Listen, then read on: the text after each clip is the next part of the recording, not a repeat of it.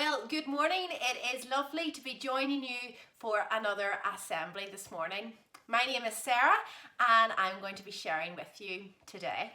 Last week you heard from Anita and she was talking to us about how God is love. And today we're going to learn something else about God. But to begin, I wonder if you can figure out who I'm talking about.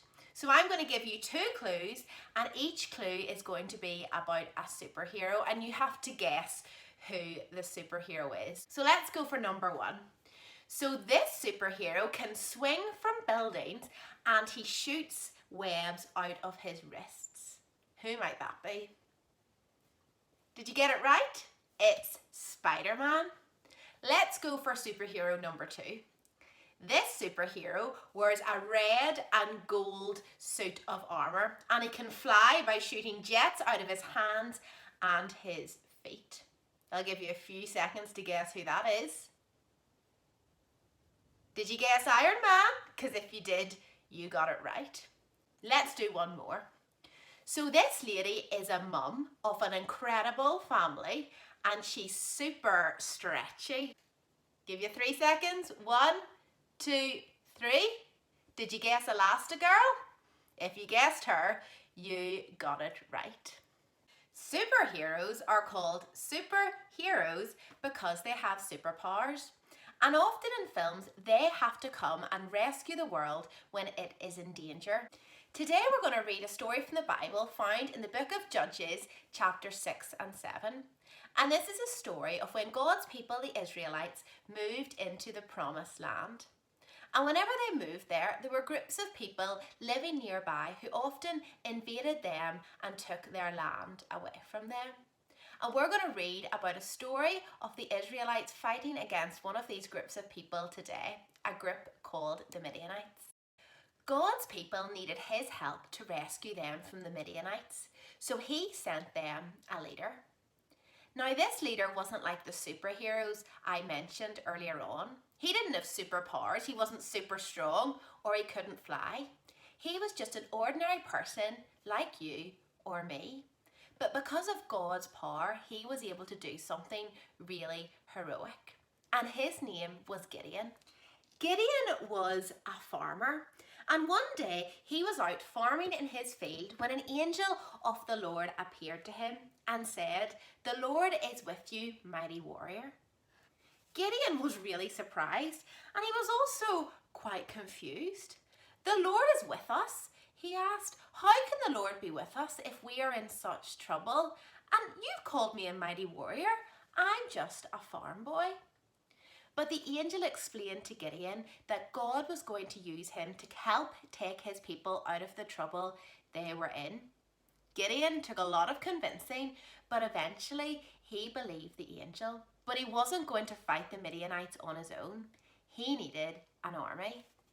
So Gideon went in search of men to fight in his army.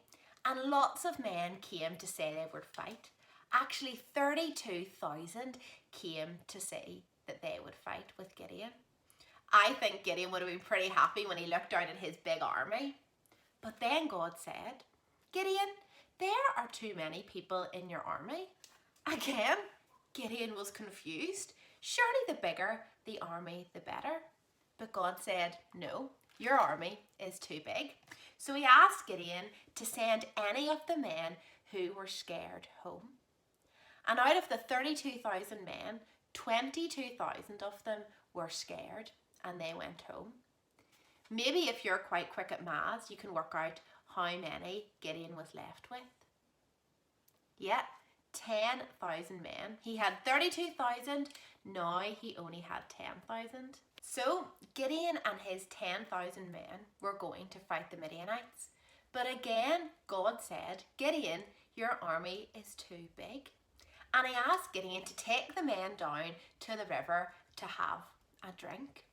And he said to Gideon, "The men who drink by using their hands and bringing it up to their mouth, they're the men who are going to be in your army. The ones who get down on their hands and knees and drink the water like a dog, they're not going to be in your army." And unfortunately for Gideon, 9,700 of the men drank out of the river like dogs. So that meant that he was only left with, can you work it out? 300 men. He'd started with 32,000 and now he only had 300 men to fight the Midianites with. So Gideon and his men went to fight the Midianites, and Gideon gave each man in his army a trumpet and a lamp, and they went to fight the Midianites at night. And each man blew his trumpet and lit his lantern and shouted for God and for Gideon. And the Midianite army was so confused and they ran about their camp, and Gideon's army were able to chase them and defeat them. So that is the story of how Gideon and his 300 men won the battle against the Midianites. And maybe you think this story makes Gideon sound a little bit like one of the superheroes we talked about at the start of assembly. But Gideon wasn't a superhero. He didn't have super strength or super speed and he couldn't fly. But his power came from someone better. His power came from God. And that's why God made Gideon's army so much smaller, because Gideon fighting the Midianites with 300 men seemed like an impossible task, but God showed his power by helping Gideon win. And Christians believe that God is still powerful today, and he can help us in the challenges we face, like he helped Gideon fight the Midianites. I am going to finish with a prayer to say thank you to God and to ask him for his help today. If you would like to pray with me, you can join by saying amen at the end. So let's pray. Dear God, thank you that you are powerful. Thank you that you cared about the Israelites and you were there to help them, just like you're with us today. Help us to trust in you when we face challenges that seem impossible, and to know that you have the power to overcome anything. Amen. As I finish assembly this morning, I'd love you to click the link to the song I have attached. And it's a song called Never Be Shaken, and it talks about how we don't have to be afraid in the battles we face because we have a powerful God with us. Maybe you know the actions already from school or ASU group, but if not, why not have a go of making up some of your own actions as you sing the song? Thank you so much for joining us today for Assembly, and remember to tune in next Monday morning at 10 a.m. for another one.